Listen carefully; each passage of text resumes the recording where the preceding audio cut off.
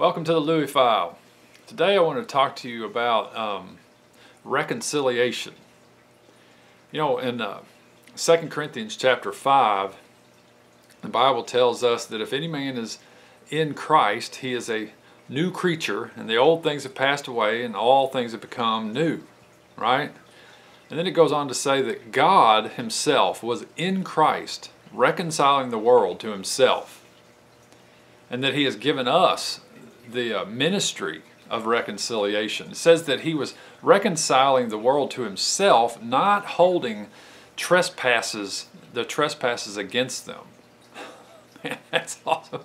So then he's given us that job, that role as a minister. He's given us the ministry of reconciliation. And it says it's as though God was making his appeal through you, through me, and saying to anyone that's willing to receive and listen to the message, be reconciled to God.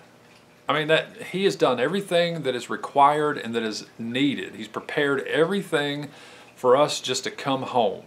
I mean, that's it. Just come home to him. It's so awesome. We don't have to cut our hair, shave, wear a tie.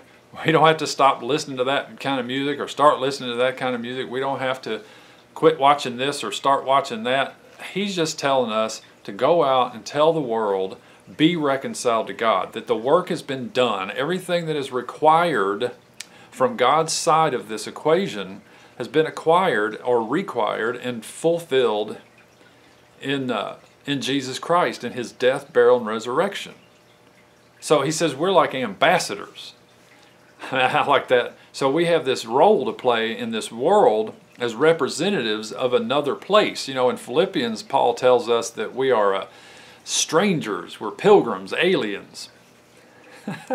See, if we're an ambassador, that means our home is really somewhere else, and we are representing that homeland. In this case, we're representing God, we're representing his kingdom here on this planet. This is not really our home, but we are an ambassador from another place to tell everyone that peace has come through the cross. You know, and the fun thing or the cool thing about being an ambassador is that we represent our homeland, and that means that everything in our homeland is offered to us. Anything we need. You know, if we have an ambassador from the United States go overseas, they might have a hotel room, they might have a car and a driver, they might have their dinner paid for, but better than that, they will have protection and all the provision, all of anything they need, you know, whether it be a phone, information, fax, text, emails, whatever form of communication, and anything that ambassador runs up against by way of trouble, they have the whole of the United States behind them. See, and so what this word ambassador is applying here is that now that we're in Christ and we're a brand new creature, and that God was in Christ reconciling the world to himself, and he wasn't counting the trespasses against them, he's given this role to us to go out into the world and share the good news of the gospel and to tell people, be reconciled to God. And anything we need, God will back us because we are his ambassador. Isn't that great? You know, I've had the opportunity to have a couple little trips, what you might call mission trips. One was when Tracy and I first got remarried. Me and my wife had been married twice, and the second time, after I was born again, we did it in the right order. We were both believers and then got married. We spent our honeymoon in Atlanta, Georgia, and we slept on a mat in the floor of basically a shelter. We did all kinds of cool stuff to help homeless people, elderly, children, all kinds of things. And I've shared some of those stories before.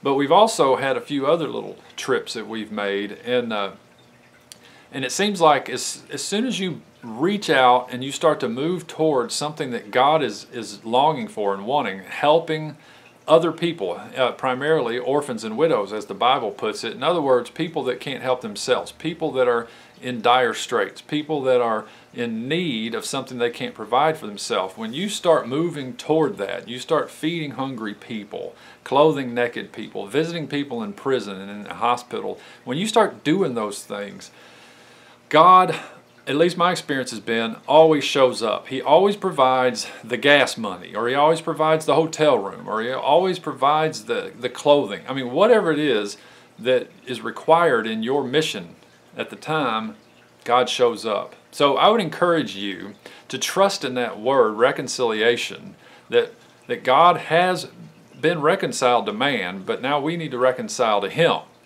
And that we are an ambassador. He's given us a role to play in this reconciliation program.